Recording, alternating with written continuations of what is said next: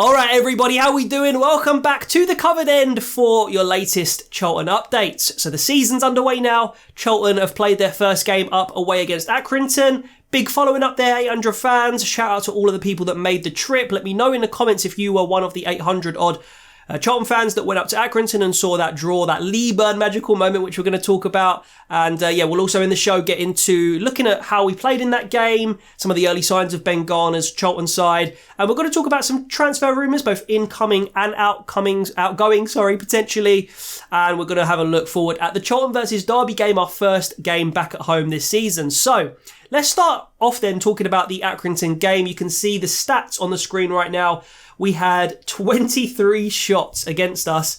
We did outpossess them, but we couldn't quite convert that possession into as many chances as Ben Garner would have liked, which is, it's not a particularly huge alarm bell at the moment. Obviously, it's our first game, our first competitive game under Garner. You would wait sort of 5 to 10 games before you start making real judgments, I think. But there were some signs there. First half, we were definitely the better team. Created some really good chances, knocking the ball around at times really well. And the goal, which was finished off by Fraser, was a real good goal. I was really pleased to see us score a goal like that because you haven't seen loads of those kinds of goals going from Charlton over the last couple of seasons, you'd say. But yeah, it wasn't a bad first half at all. And we probably played better than Accrington. But then the unfortunate thing is we didn't necessarily respond tactically, which was my worry. It's always my worry under this current Charlton squad with this current manager as well. We didn't respond particularly well to how Accrington came out in the second half. We actually overall played on the counter-attack a lot more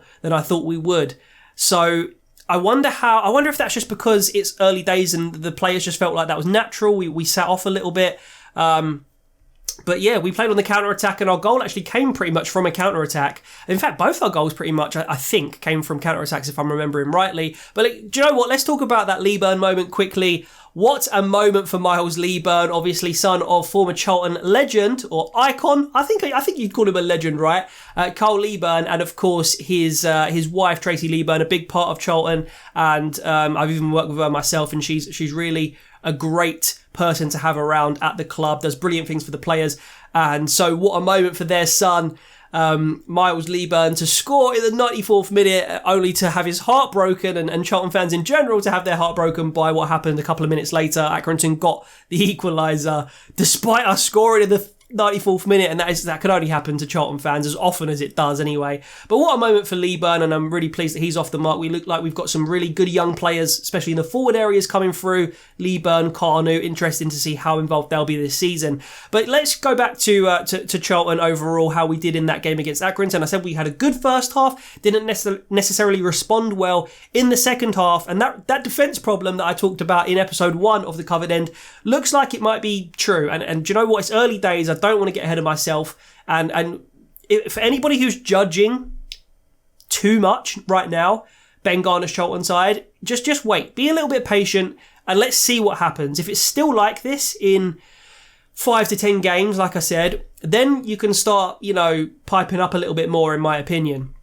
But yeah, I think defensively there was a moment where Ryan Innes, I think he made a dodgy pass. He played it into the midfield and it wasn't necessarily, they weren't ready for it. Maybe the midfield, you could argue, should have been in more space and should have been aware that the pass was coming, because obviously we want to play out from the back now. But yeah, Ryan Innes was centre of a mistake at one point, and of course O'Connell, a lot of people have said, were at fault for one, if not both, of the goals. So the centre-back problem, I'm worried, I'm concerned, I'm hoping that they're going to step up and improve.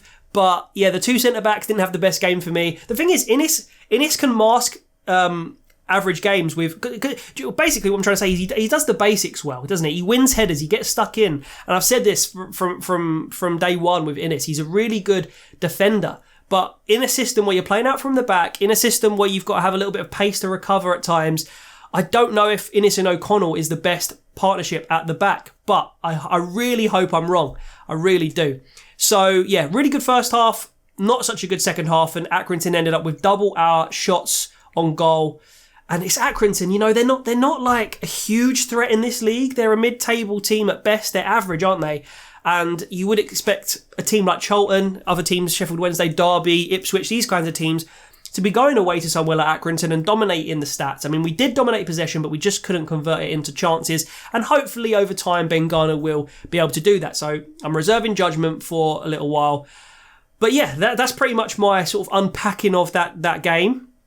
Great to see Scott Fraser off the mark as well, and just hopefully we can clear up those defensive mistakes. Let's talk about some transfer rumours then. Forster Caskey didn't play, and I was worried about this. I mentioned it in my last episode. I was really worried that Forster Caskey wasn't going to play, and he didn't. He was the one player who was like a senior player who was omitted from the squad, and that's a shame. It probably does indicate that he may be exploring options to leave, or the club may be exploring options for him to leave, and I don't get it. He's our best player in my opinion, and whilst Albie Morgan was brilliant on the ball, we saw the same against Accrington I'm talking about, and I think he either got an assist or he played a really important pass. I can't quite remember, but I remember thinking at the time, he's brilliant on the ball. He's so good on the ball, his vision, his technique, but off the ball, I just feel like Forster Caskey offers us a lot more balance. He's got that eye for a pass, that playmaking capability that Morgan has. And you can argue who's got a better long pass on them, Forster Caskey or Morgan. You know, I don't think there's too much in it, but maybe Morgan's got a slightly higher ceiling. I don't know. But Forster Caskey is that player, that set-piece specialist, that playmaker. But also he has got that box-to-box element about his game where he can get stuck in.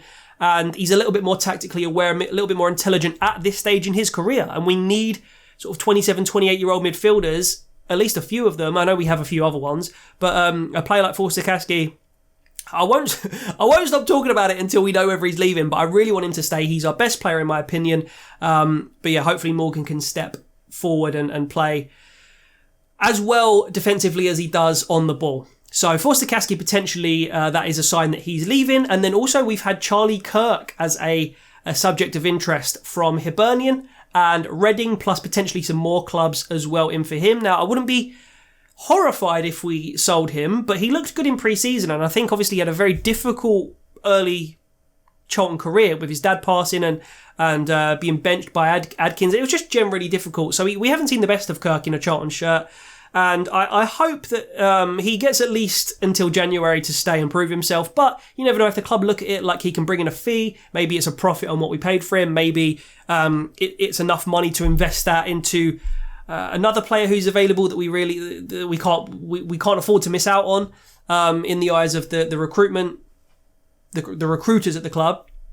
So you never know. These decisions are normally quite complicated, and there's a lot of things going on.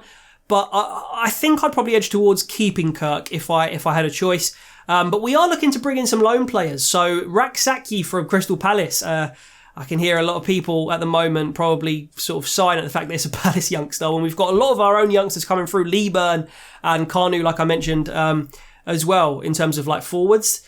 Like some people are saying sort of like, why would we bring in a Palace youngster just to improve him and then he's gone next year? And I kind of get that, but if Raksaki is ready-made for League One and he's good enough, then there's no real problem for me. Another player we're interested in is Cannon. Apparently, I think his name's Cannon from Derby. From oh my God, was he from Everton? Not Derby. I was thinking about Derby because apparently Derby are the team that are competing with Charlton for his signature, his loan signature. But then again, I think Derby did sign a different striker from Everton over the last couple of days, Dobbin. So that's interesting, isn't it? It probably maybe opens it up for Charlton to go in and get Cannon. Again, this is a player who's never played a senior game. He's scored and impressed a lot at youth level for Everton. And I think he's had some appearances for England in the youth ranks potentially, and I think Raksaki is the same. So we're going for good youngsters, but are they? Is it worth bringing them in and them having game time over some of our youngsters? I don't know. That's a debate to be had. Let me know what your opinion is on that. But yeah, Charlton versus Derby. We're back at the Valley on Saturday. And it's a really big clash between two teams that are obviously going to be hoping for promotion. I mean, Charlton, I looked at the odds, by the way. Charlton are nowhere near favourites to be going up. We're about 10th or something, or 12th, which is kind of, if I think about it, is kind of at the moment where I do expect us to finish in that sort of mid-table region. Of course, we've got a chance of pushing into that top six, depending on how many of our players really come through and show some star quality. But yeah, regardless, it's Charlton v Derby. It's two really big names in this league, and it's a really big game. It's a 6-pointer very early on in the season, but it is a 6-pointer. Derby won their opening game as well, so yeah, interesting to see that. Interested to see the attendance from a Charlton point of view. I saw some people complaining about the tickets and the prices and stuff like that. So yeah, be very interested to see how many Charlton fans attend, particularly with the world of VPNs. You know, people can just watch it at home and stuff like that. But we'll see. Nice weather out there. Maybe people will want to get out. Will he stick with the same 11, Ben Garner, as well? I'd be very interested to see if we do make any changes. And I think Thomas Sandgaard's on Charlton TV, so I'm also interested to hear what he's got to say about just generally the upcoming season from a men's first team perspective. But yeah, it's going to be a big game. I really hope we win it, because to not win in your first two games, and especially not winning at home, despite it being against a good team, would be very disappointing. But plenty of time to recover if it doesn't go to plan. Let me know who you think's going to play, who you think might score for Charlton, and all the rest of your Charlton thoughts in the comments below. This has been The Covered End again. Thank you so much for watching. Don't forget to share it. Don't forget to follow me on Twitter and subscribe to the channel. I'll see you in the next episode of The Covered End. Take care. Up the attics.